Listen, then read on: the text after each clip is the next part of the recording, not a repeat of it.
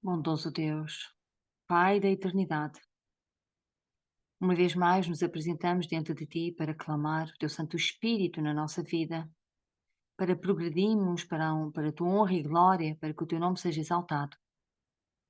Continuamos este estudo, Senhor, para aprender mais de Ti e colocar em prática com a ajuda do Teu Santo Espírito. Com a Tua ajuda, Senhor, sabemos que de mão dadas nós conseguimos caminhar até à Pátria Celestial. Venha o que vier, se Tu estás em nós e conosco, nada poderá acontecer que nós não possamos suportar, que nós não possamos vencer, porque Cristo já venceu. Abre agora o nosso entendimento para este estudo, Senhor, e que nós possamos vivê-lo, possamos compreendê-lo, para a tua honra e glória seja para a salvação de muitos. Em nome de Jesus Cristo. Amém. Amém. Amém. Amém. Então, nós estamos no capítulo 43. É a morte de Moisés. No capítulo 17, no parágrafo 17, Moisés contemplou os discípulos de Jesus ao saírem para levar seu evangelho ao mundo. Ele viu que, embora o povo de Israel, segundo a carne, Romanos 9:3, houvesse deixado de alcançar o elevado destino a que Deus os chamara, e tivessem, pela sua incredulidade, deixado de tornar-se a luz do mundo, embora tivessem desprezado a misericórdia de Deus e se despojado de suas bênçãos como povo escolhido, viu Moisés que Deus, todavia, não rejeitara a semente de Abraão. Os gloriosos projetos que ele empreendera realizar por meio de Israel seriam cumpridos. Todos os que, por meio de Cristo, devessem tornar-se filhos da fé, seriam contados como semente de Abraão. Eram herdeiros das promessas do concerto com Abraão, eram chamados a guardar e tornar conhecidos ao mundo a lei de Deus e o evangelho de seu filho. Moisés viu a luz do evangelho a resplandecer por intermédio dos discípulos de Jesus, aqueles que estavam assentados em trevas. Mateus 4:16.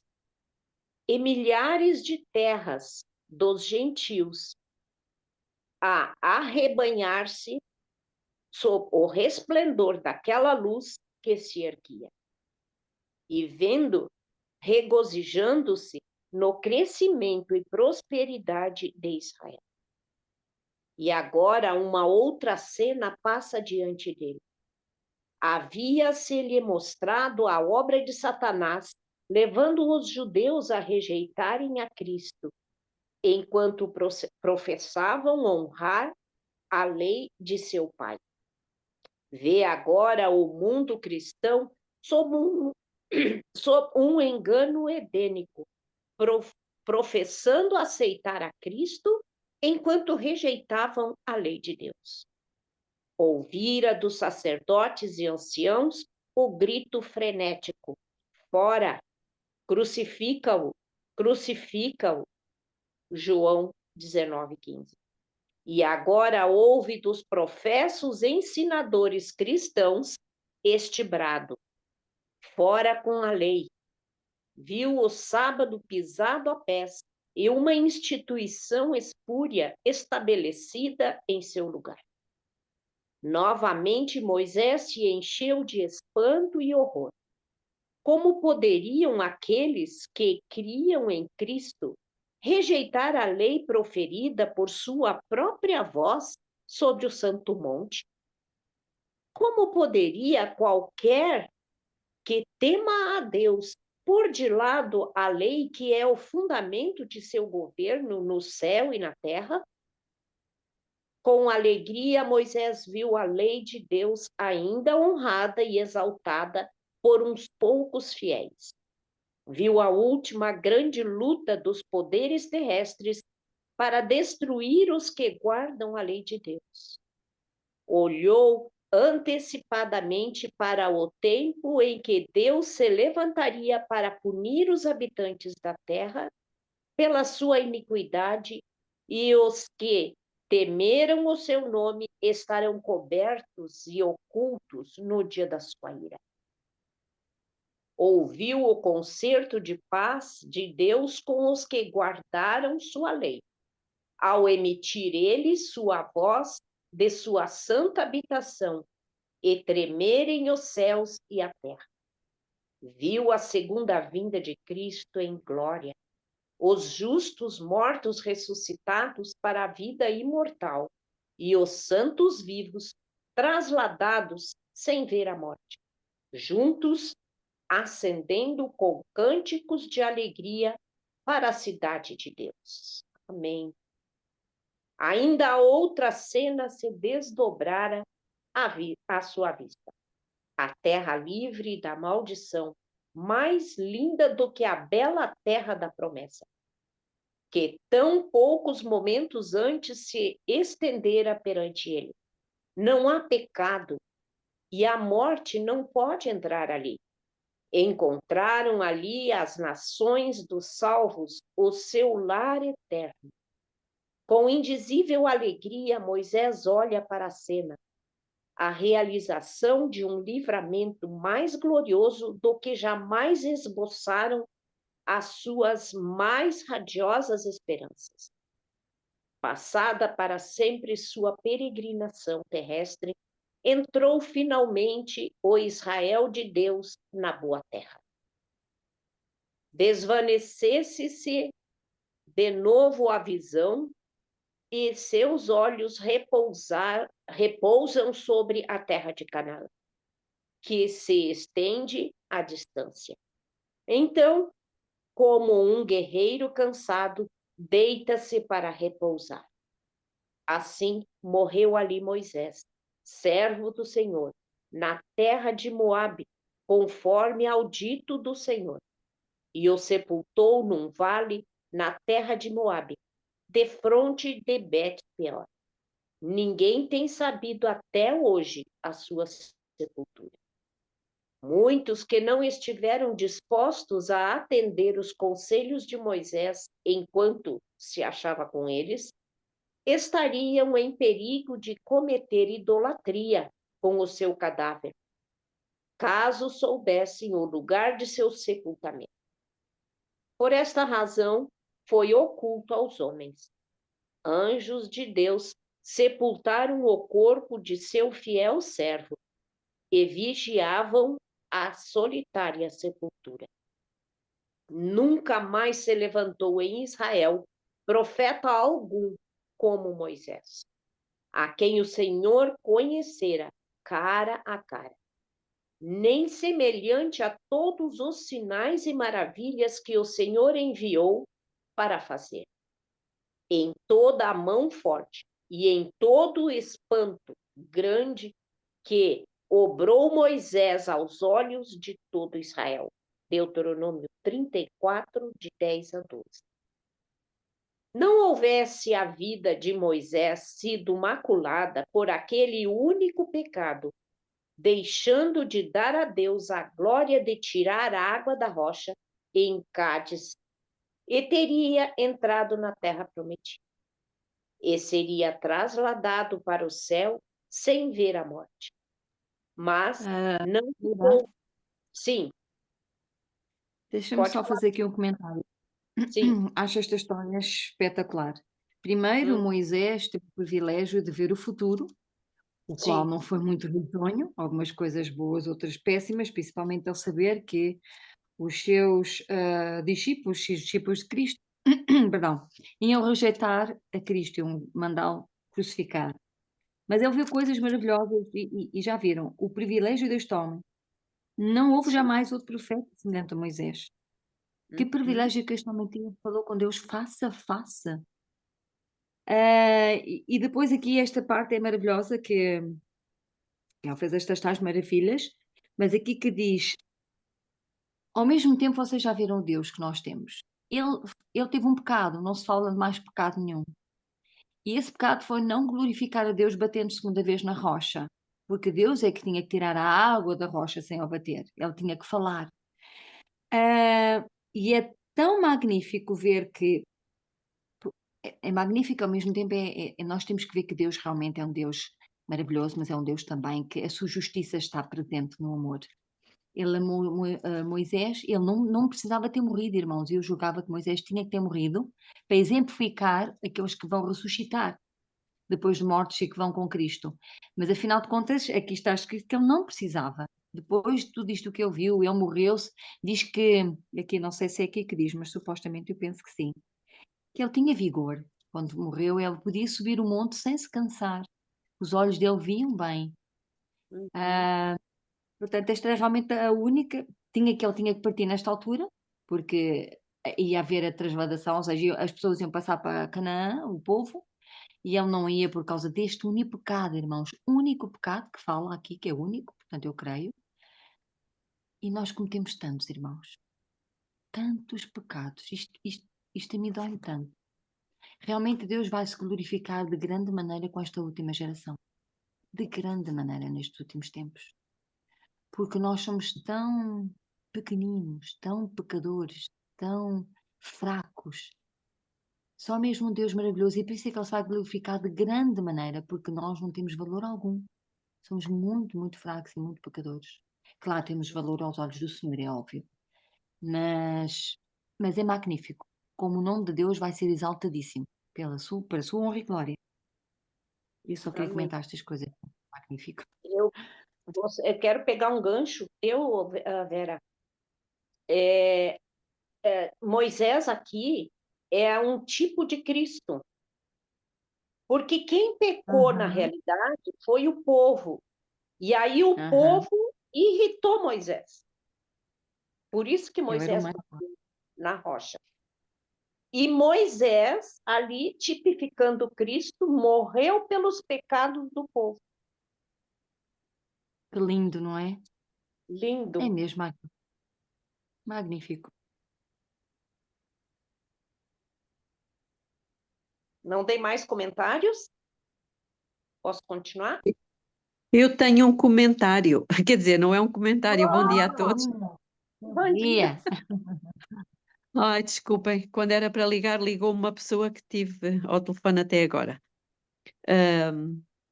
Digam-me só em que parágrafo é que vão, porque eu já estou super, hiper, mega desatualizada. Parei um pouco. É que nós estamos no meio do parágrafo, mas eu vou dizer o início dele. Não houvesse a vida de Moisés, deve ser. Ah, não, é que eu estou no aplicativo. Deve ser ali pelo parágrafo 18, 19. Ah, já encontrei. Obrigada, Lira. Tá. Você quer continuar, Belinha? Não, não, podes continuar, gosto de ouvir a tua voz. Ah, que isso. Então vamos. Você queria fazer um comentário, Belinha? Não, era só para perguntar onde é que vocês estavam. Então tá bom. Mas não ficou muito tempo no túmulo. O próprio Cristo, com os anjos que sepultaram a Moisés, desceu do céu para chamar o santo que dormia. Satanás exultara com seu êxito, fazendo Moisés pecar contra Deus, e cair assim sob o domínio da morte. O grande adversário declarou que a sentença divina, és pó e ao pó tornarás, de Gênesis 3:19, lhe dava posse dos mortos. O poder da sepultura nunca havia sido quebrado, e todos os que se achavam no túmulo ele considerava como cativos seus, para jamais serem libertos da tenebrosa prisão. Pela primeira vez estava Cristo para dar a vida aos mortos. Como o príncipe da vida, e os seres resplandecentes se aproximassem da sepultura, Satanás ficou apreensivo pela sua supremacia. Com seus... Lira, Sim. Lira, desculpa interromper. Isto foi um momento memorável. Nunca na história do universo tinha acontecido semelhante coisa. Sim. Alguém ser tirado da prisão na qual Satanás o tinha colocado. Isto para Satanás deve o ter deixado completamente maluco. Arrasado. Completamente. Isto nunca tinha acontecido no universo. Os anjos, os seres que habitam noutros mundos, nunca tinham visto semelhante coisa. Isto foi uma derrota, porque reparem, todos o Enoque, por exemplo, subiu ao céu, ok, tudo bem, mas não teve morto. Agora Moisés não. Moisés tinha morrido. Aham. E foi arrebatado. Portanto, nós aqui, e aqui Satanás também, ele percebeu o grande poder que Jesus tem e quanto ele estava absolutamente derrotado. E que Deus vai nos arrebatar no final. Amém. Foi apenas, olha, isto é só um cheirinho para tu veres aquilo que eu vou fazer no futuro. Uhum. Tu não tens poder nenhum. Sim. E que maravilha. Agora, uma coisa tem que ser considerada, Belinha. Satanás tinha razão no momento em que ele, vamos dizer assim, ele entrou em conflito com Cristo para que não fosse ressuscitado Moisés, ele tinha razão de ficar com o corpo. Por quê? Porque o O salário do sacrifício, pecado é a morte. mas o sacrifício ainda não havia sido feito Aham. para que isso acontecesse. Mas, ó, Então, Denis, Cristo, aí é que está a questão da fé. A coisa sim, não precisa acontecer, não é? Porque Deus já tinha sim, dito que eu vou sim, esmagar a cabeça do... Sim, mas diante do universo, Deus não havia pago o preço ainda. Só foi pago a cruz. Paulo, quando ele certo. escreve lá em Paulo, quando ele escreve lá para uma carta, ele diz, agora, sim. Aí quando ele diz agora, daí sim. É porque aí Deus havia feito o sacrifício. Sim, mas, ok, tudo bem, tens razão. Mas ele diz, agora será expulso, ou é expulso. Não é o acusador dos irmãos. Agora é vinda a salvação. Mas lá está, o que é que vence o mundo? A nossa O que é fé. que vence? A nossa fé, naquilo que Deus diz. Não aconteceu, mas é como se já tivesse acontecido. Isso é que é fé. E essa é a fé de Jesus, precisamente em oposição à fé de Satanás. A fé de Satanás é algo que ele tem porque ele já viu, porque ele já sentiu, porque ele já presenciou. Esta é a fé de Satanás, a fé dos demónios. A fé de Jesus é o ter a certeza absoluta, sem ter acontecido, sem termos visto, sem termos sentido. Estão a ver a disparidade entre o que é a fé dos demónios e a fé de Jesus? Com certeza.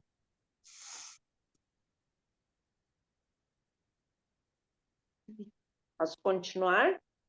Sim. Com seus anjos maus, levantou-se para contestar a invasão do território que alegava ser de sua posse. Afanava-se de que o servo de Deus se houvesse tornado seu prisioneiro. Declarou que, mesmo Moisés, não foi capaz de guardar a lei de Deus, que tomara para si a glória devida a Jeová, o mesmo pecado que determinara o banimento de Satanás do céu, e viera pela transgressão sob o domínio de Satanás. O maior do... Lira, desculpa interromper. Isto realmente, nós precisamos refletir sobre isto. É que nós estamos a ler o relato de alguma coisa que aconteceu.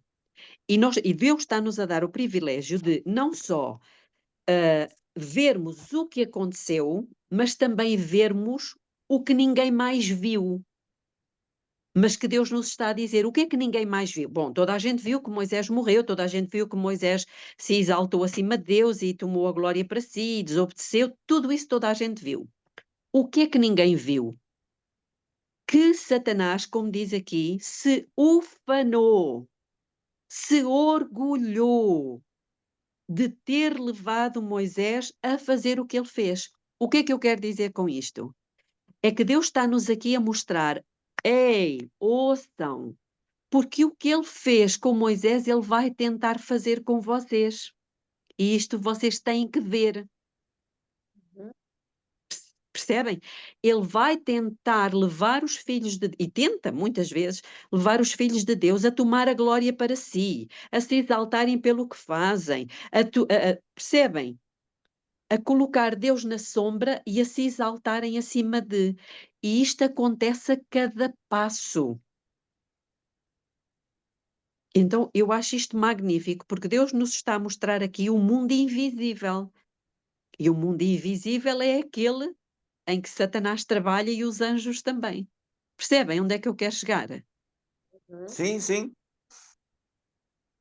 Então, é um grande alerta para nós. Cuidado, cuidado. É os Porque, bastidores. inclusivamente, nos bastidores, exatamente, Deus está-nos a dar este privilégio, irmãos, ninguém tem este privilégio. Porque ninguém tem o Espírito de profecia, só nós. Olhem a bênção. E isto faz-me lembrar, desculpem lá voltar aqui ao livro Cuidado com os Anjos. Eu queria só referir aqui uma coisinha. Ai, e agora passou-me o que eu ia dizer. Já sei. Eu já li isto para vocês. Mas é só para reforçar esta ideia. Porque nós vamos passar por grande sofrimento. Nós vamos passar pelo sofrimento que Deus entender. E qual é qual é o objetivo dele? É como diz aqui, e nós já tínhamos lido isto, eu já tinha lido isto para vocês, que diz que Satanás estava ali na morte de Cristo, materializado. Para quê? Uma das coisas sobressaiu-me. Diz aqui, para garantir que a maior quantidade de dor e sofrimento fosse infligida a Cristo. Agora transportem isto para nós. O que eu quero chamar a atenção é isto, irmãos. Se vier sofrimento a cada um de nós, muito dor, muito sofrimento, pensem, não é Deus, é o inimigo que está a infligir-nos isso para quê? Para tentar levar-nos a desistir de Deus, a nos revoltarmos contra Deus, a abandonar a nossa fé, a acusar Deus. Mas a nossa mente tem que sempre pensar, não é Deus que está a fazer isto. Porque já foi relatado por Ellen White que Satanás é que estava a infligir a maior dor a Cristo para tentá-lo a desistir de ir até ao fim. Percebem? Eu estou a falar isto para vocês, mas é para mim. Porque a nossa tendência, quando a dor aumenta, quando o sofrimento aumenta, quando a coisa está muito negra, a tendência carnal é voltarmos as armas contra Deus. Mas não é. E Satanás quer provar que a Belinha, que o Adenis, que a Lira, que a Rose, que a Vera, que a Geórgia, que a Eunice, ele quer garantir, ou melhor, ele quer provar que nós estamos neste caminho por interesse e não com a certeza de que, ainda que ele me mate, nele confiarei. Porque o que ele quer roubar de nós é a fé. Guarda o que tens. E é a nossa fé em Deus, irmãos. Entendem? Eu agora estou a falar isto porque todos nós ainda estamos num tempo de frescura, não é verdade? Estamos num tempo tranquilo. Mas vai chegar um momento em que as coisas vão se apertar muito contra nós. O ódio vai ser muito despejado em cima de nós. Seja por pastores nossos, seja por pessoas de fora, seja o que quer que seja. E nós temos que ter mentalmente esta noção. Não é Deus que está a fazer isto. Ele está a sofrer comigo. Mas é o inimigo para tentar provar que afinal o que eu tinha era apenas aparência. Era a fé dos demónios. Percebem?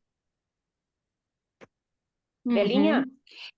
eu- O livro eu de Jó, posso- desculpa, Linda, o livro de Jó também retrata isso, leva-nos a compreender que realmente não é Deus, O Deus está livro sempre de Jó é connosco um protótipo, é um alerta para os filhos de Deus no tempo para do todos nós. fim. Uhum. Uhum. Sim, Lira. eu quero lhe pedir licença para mim ler um, uma, um texto que eu li ontem. Uhum, Ele não é muito pequenininho, mas é muito pertinente. uhum, Homens e anjos caídos na mesma conspiração. Por causa de sua apostasia, homens e anjos caídos estão unidos na mesma conspiração para trabalhar contra o bem. Eles se unem em uma camaradagem desesperada. Por meio de seus anjos maus, Satanás se esforça para tornar uma aliança com homens que professam piedade e assim os deixa na igreja de Deus. uhum. Ele sabe que se puder induzir os homens, como induziu os anjos a se unirem à rebelião, enquanto aparentam ser servos de Deus, terá neles seus melhores aliados em seu empreendimento contra o céu. Sob a aparência de piedade, ele pode inspirá-los com seu próprio espírito acusador e os induzir a acusar de pecado e astúcia aos servos de Deus. Os tais são seus detetives especializados. Seu trabalho é criar discussões familiares, apresentar acusações que geram discórdia e amargura entre os irmãos da igreja, fazer com que as línguas sirvam ativamente a Satanás, plantar sementes de dissensão, observando o mal e cometendo o que produzir discórdia. Suplico a todos que se ocupam com o trabalho de murmurar e reclamar por algo que foi dito ou feito do jeito que não lhes agradou e que, segundo eles acham, não se lhes dá a devida consideração, e lembrarem-se de que estão fazendo a mesma obra que Satanás começou no céu. Estão seguindo seus passos, semeando descrença, discórdia, deslealdade, pois ninguém pode nutrir sentimentos de descontentamento e guardá-los apenas para si.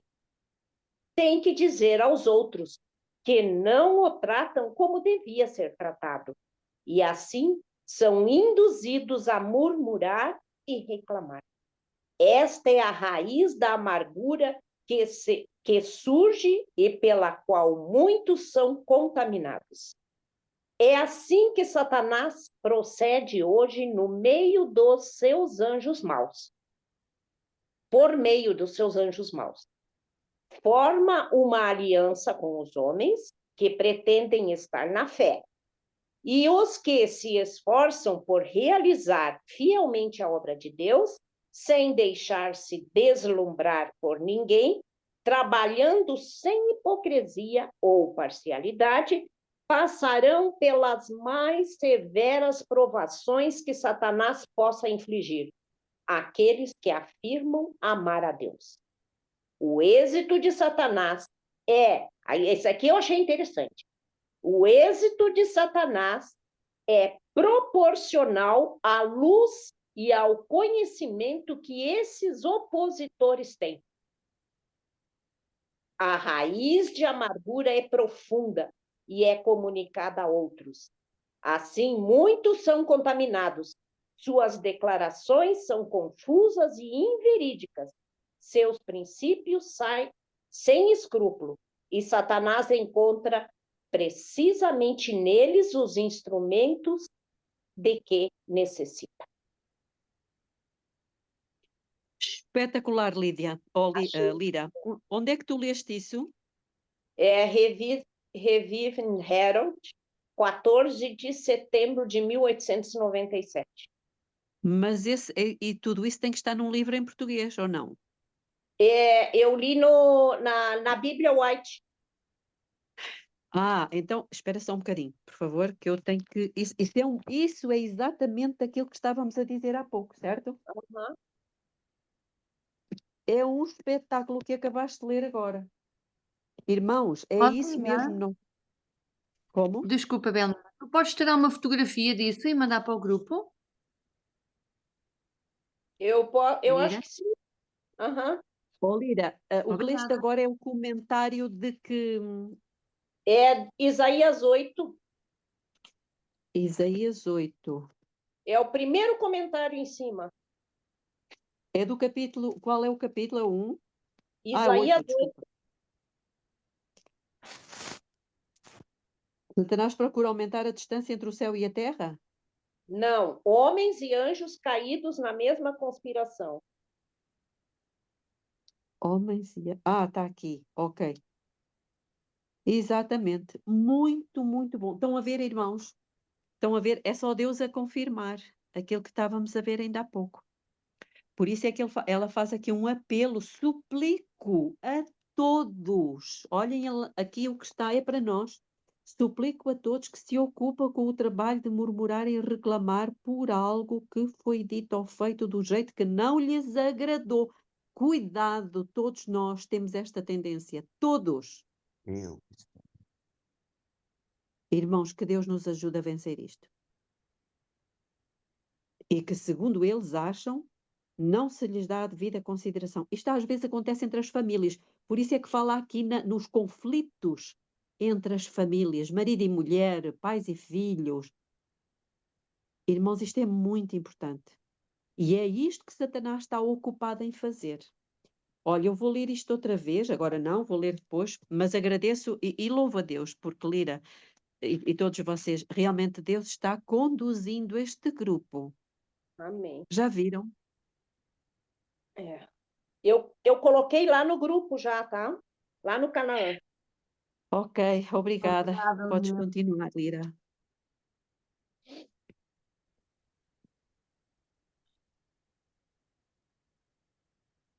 Deixa eu ver aqui.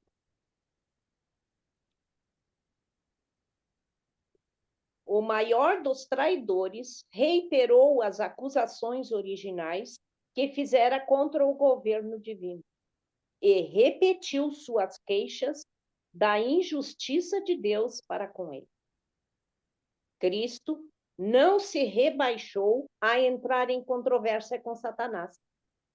Poderia apresentar contra ele a obra cruel que seus enganos haviam operado no céu, causando a ruína de um número enorme de seus habitantes. Poderia ter apontado as falsidades proferidas no Éden, as quais haviam determinado o pecado de Adão e acarretado a morte ao gênero humano. Poderia ter lembrado a Satanás que foi sua obra de tentar Israel a murmuração e a rebelião, o que esgotara a longânima paciência de seu dirigente e em um momento de descuido, o surpreendera no pecado. Eu vou ler de novo. Ficou meio perdida a frase. Poderia ter lembrado a Satanás que foi sua obra de tentar Israel a murmuração e a rebelião, e o que esgotara a longânima paciência de seu dirigente, e em um momento de descuido, o surpreendera no pecado pelo qual caíra sob o poder da morte. Lira, vocês estão a ver? Cristo não se rebaixou. Não. Poderia. Tu fizeste isto, tu fizeste aquilo, tu que é que foste o causador disto. Irmãos, isto é o que nós fazemos muitas vezes com os outros. Sim, Tu é a que és hora que assim. nós discutimos, né, Belinha, nós descemos o nível com ele. E não só, exatamente, e estamos a dar a Satanás oportunidade de fazer aquilo que ele quer que a gente faça, que é acusar os outros. Mas Tu vocês devias também ser repararam no assim. pormenor, não é? Rebaixado. A pessoa é rebaixada, pensa que está ao responder superiormente ao dizer à pessoa que está errada nisto, naquilo e naquele outro, e na realidade é completamente o inverso. A pessoa está-se a Exatamente. rebaixar ao Uhum. apresentar os pecados do outro. É isso. Isto é interessantíssimo. Agora, Isto é de Belinha, extrema. Sim, aqui a gente precisa buscar uma condição de avaliação espiritual, que toda esse cenário, essa filmagem aí que a gente está destrinchando tem.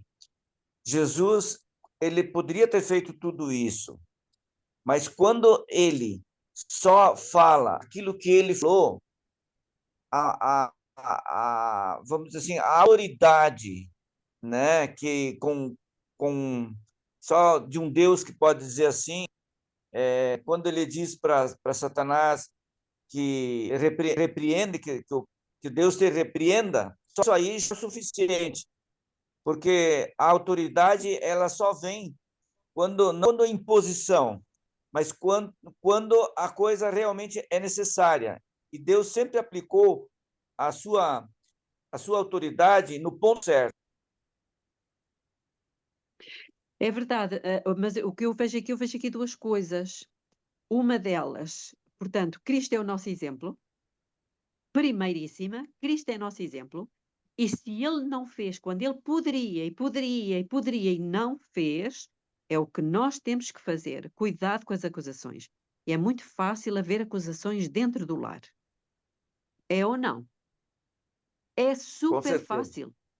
Sim, Entre sim. marido e mulher. Este é um primeiro aspecto. Um segundo aspecto é, aqui na sequência, portanto, como a Dani estava a dizer, mas Cristo remeteu tudo isto ao seu pai, dizendo: o Senhor te repreenda. Porquê? Porque Satanás estava a tentá-lo, como vai tentar a nós. Satanás, houve um encontro, houve ali um confronto entre Satanás, por um lado, a dizer: não, mas o corpo de Moisés me pertence,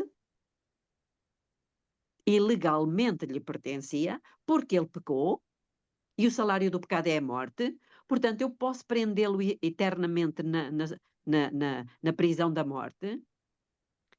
Mas Jesus, o que é que ele fez? Ele não foi tentado. Jesus, ou melhor, ele foi tentado, mas não caiu nessa tentação.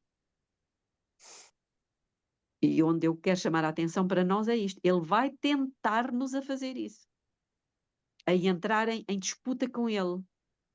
Mas nós não vamos cair, porque nós vamos seguir nos passos de Jesus. A Jesus seguir eu quero, onde for o seu querer. Amém. O Salvador Mas não essa entrou em tentação, discussão. desculpa, Lira, Desculpa. essa tentação é Pode falar. constante? Essa tentação é Pois é, constante na nossa vida. Ou porque pois vamos é. a conduzir e alguma coisa acontece e já está ali a pessoa a praguejar, ou porque é dentro da família o marido diz qualquer coisa, a mulher não aceita ou vice-versa, ou porque é o filho, ou porque é o vizinho, ou porque é não sei quem, ou membro da igreja. Qualquer tipo de situação, Satanás está sempre a tentar para a pessoa pecar. O que realmente nós temos que fazer é reivindicar as promessas e lutar contra isso e dizer: Senhor, tu já venceste por mim. E nem que a gente Não não há. verbalize, mas na nossa mente esteja esta frase: olha, o Senhor te repreenda. O Senhor te repreenda. Eu não vou entrar em acusação. Percebem? Irmãos, eu já cheguei a fazer o seguinte: vem um pensamento mau à mente, porque infelizmente a luta é constante, ou felizmente, eu não sei, ela tem que vir mesmo. E eu disse: não, isto não é pensamento de Deus, não, não, não, não, não, isto, afasta de mim, não quero este pensamento na minha mente. E vocês acreditam, o pensamento foi-se. O pensamento foi-se Pois, durante horas. Claro, e depois ele tenta outra vez com outras coisas, nós é que temos de estar constantemente nisto, nesta claro. luta. Lira, podes continuar então? O Salvador não entrou em discussão com seu adversário, mas naquele momento, ali mesmo, iniciou a obra de quebrar o poder desse adversário decaído e de trazer o morto à vida. Ali estava uma prova que Satanás não podia contestar relativa à supremacia do Filho de Deus. Tornou-se para sempre certa a ressurreição. Louvado seja Deus. Louvado seja Deus. Satanás foi despojado de sua presa. Os justos mortos de novo viveriam. Em consequência do pecado, Moisés viera sob o poder de Satanás. Em seus próprios méritos, era o legítimo cativo da morte. Mas foi ressurgido para a vida imortal, mantendo esse título em nome do Redentor. Moisés saiu do túmulo glorificado e ascendeu com seu libertador à cidade de Deus. Amém. Amém. Nunca antes que fossem exemplificados os sacrifícios de Cristo, foram a justiça, o amor de Deus mais notavelmente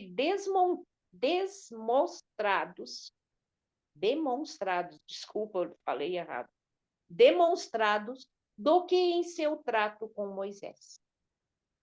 Deus excluiu Moisés de Canaã, a fim de ensinar uma lição que jamais deveria ser esquecida, de que ele exige estrita obediência e de que os homens devem acautelar-se em não tomarem para si a glória que é devida a seu Criador. Ele não podia atender à oração de Moisés de que lhe fosse dado partilhar da herança de Israel. Mas não se esqueceu de seu servo, nem o abandonou. O Deus do céu compreendia os sofrimentos que Moisés havia suportado. Notara cada ato de serviço fiel durante aqueles longos anos de conflito e provações. No cume de Pisga, Deus chamou Moisés a uma herança infinitamente mais gloriosa do que a Canaã terrestre. No Monte da Transfiguração, Moisés estava presente com Elias, que fora trasladado. Foram enviados como portadores de luz e glória da parte do Pai para seu filho. E assim, a oração de Moisés proferida não havia tantos séculos antes, finalmente se cumpriu. Estava ele na boa montanha.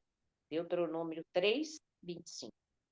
Dentro da herança de seu povo, dando testemunho daquele em quem se centralizavam todas as promessas de Israel.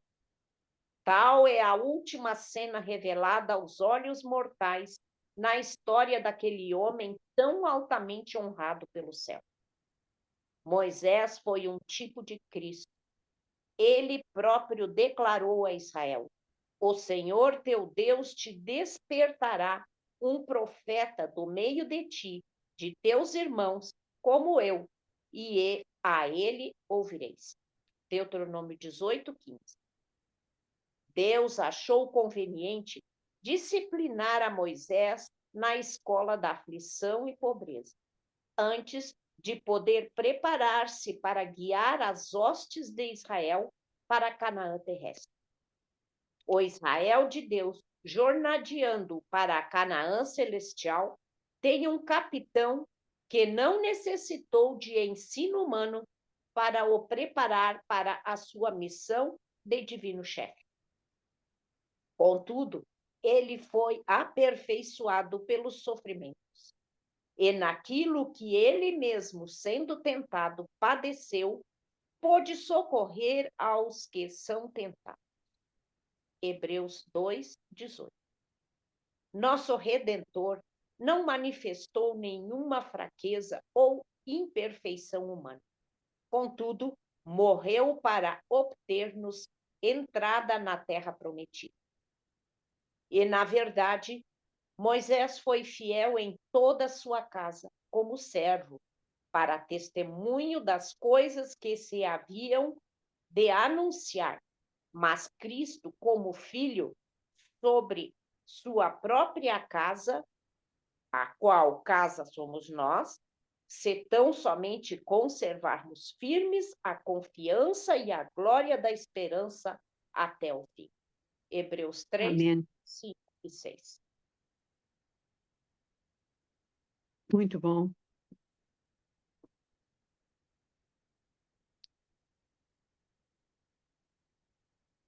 Que grandes lições. Grandes lições.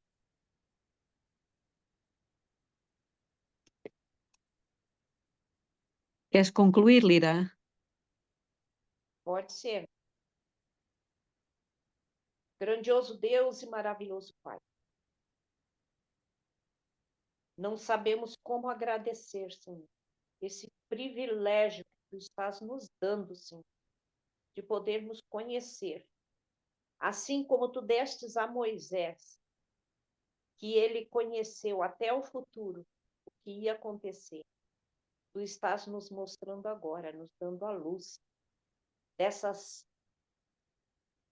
maravilha, Senhor, perante os nossos olhos. Muito obrigada, Senhor. Muito obrigada pelo Teu grande amor por nós. Não fosse esse amor, não teríamos, Senhor, agora, neste momento, essa luz que Tu estás nos dando. Obrigada. Queremos colocar, Senhor, também o restante desse dia em Tuas mãos, que possas nos guardar, nos dirigir e orientar em todo esse dia, Senhor. Tudo que vamos fazer, Senhor, possa ser para a Tua honra e a Tua glória. Em nome de Jesus, agradecemos e pedimos. Amém.